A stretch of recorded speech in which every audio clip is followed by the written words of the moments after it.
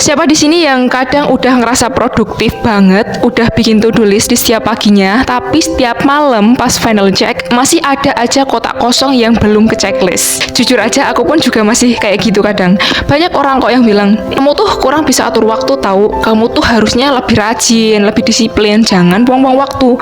You are waste your time dengan cuman ngantuk dan terus rebahan. Gimana kalau sekarang pertanyaannya kita ubah sedikit jadi, apa sih yang bikin kamu capek dan rebahan terus? Kamu yang akhirnya jadi lelet, sehingga to-do list yang udah kamu set, yang udah kamu bikin setiap harinya, keteteran dan nggak selesai.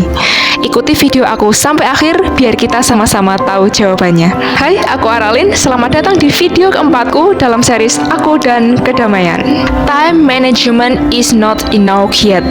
Why?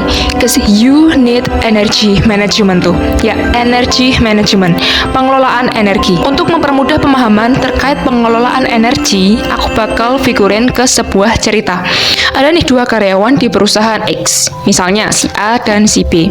Mereka punya jam kerja yang sama, yakni 8 jam. Mereka punya to-do list kerjaan yang sama juga dari atasan mereka di hari itu. Katakanlah 5 kerjaan gitulah ya. Juga mereka punya beban kerjaan yang sama. Di sepanjang 8 jam itu, si A kelihatannya nggak semangat.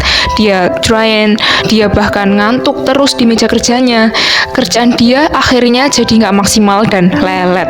Sementara di sisi lain si B, dia kelihatan semangat, energik, bugar, enjoy banget pas kerja. Akhirnya pun kerjaan dia oke dan disukai sama bosnya. Di akhir jam kerja selesai, si A cuman bisa nyelesain 3 dari 5 kerjaan dia. Sementara si B, dia bisa nyelesain ke-5 kerjaannya. Sekarang kalau dibilang A kerjaannya nggak kelar karena dia nggak bisa kelola waktu, itu tuh nggak sepenuhnya benar kalau menurut aku. Karena ada peran energi manajemen di sini, nggak cuma time management.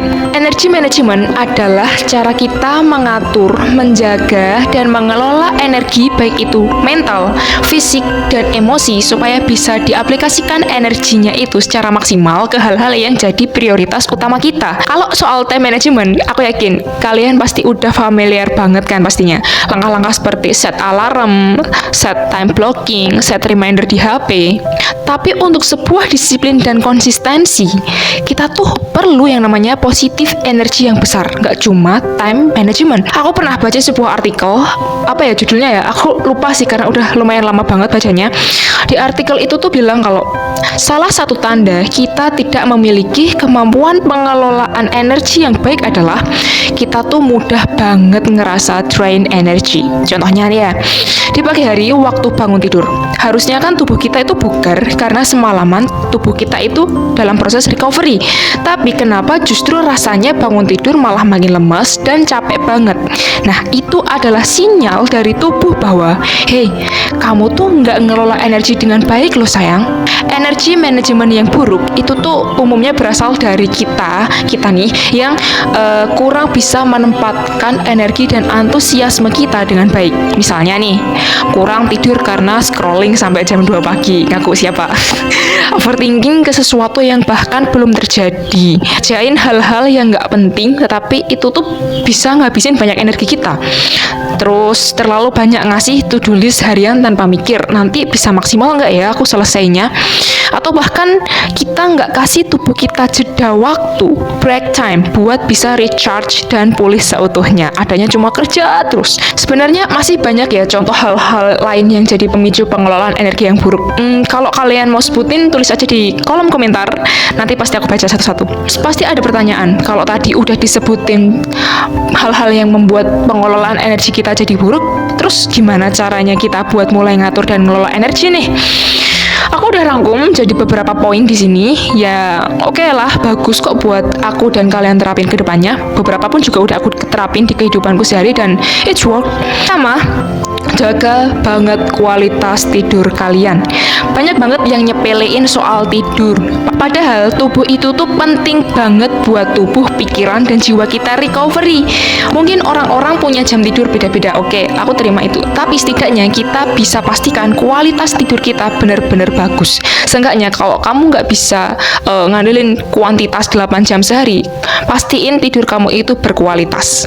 2, ngatur fokus dengan baik. Kita bisa coba konsep deep work, kayak 25 menit sampai 50 menit fokus, terus kasih break time 5 sampai 10 menit. Ulangi lagi sampai beberapa sesi. Aku yakin hasilnya bakal lebih bagus kok daripada terus belajar atau kerja selama 4 jam penuh tapi kedistraksi atau bahkan itu kamu akhirnya juga burn out. Ketiga, you know your priority. Kita bisa bikin daftar aktivitas apa aja yang harus kita kasih energi paling banyak dan mana yang ya udahlah sekedarnya aja, nggak usah too much energy gitu. Nggak cuma di aktivitas aja, bahkan di pertemanan dan juga relationship loh guys. Kita juga harus pintar-pintar ngasih energi.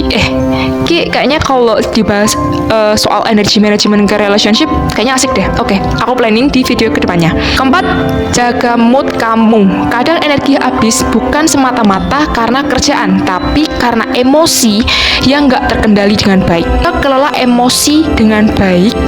Caranya kayak misal olahraga kecil, meditasi, dengerin musik favorit, even jalan-jalan sebentar di sela-sela kegiatan sibuknya kita. Terakhir adalah kasih self reward. Setiap habis ngelakuin pekerjaan yang ngabisin energi banget, please kasih reward ke diri sendiri guys. Why? Karena kita bertanggung jawab penuh sama kebahagiaan kita sendiri di dunia, ya kan? So kalau kalian masih sering ngerasa gagal buat manajemen waktu, jangan cuman jadwalnya aja yang dicek ulang, tapi cek juga kapasitas dan stok energi kalian masing-masing.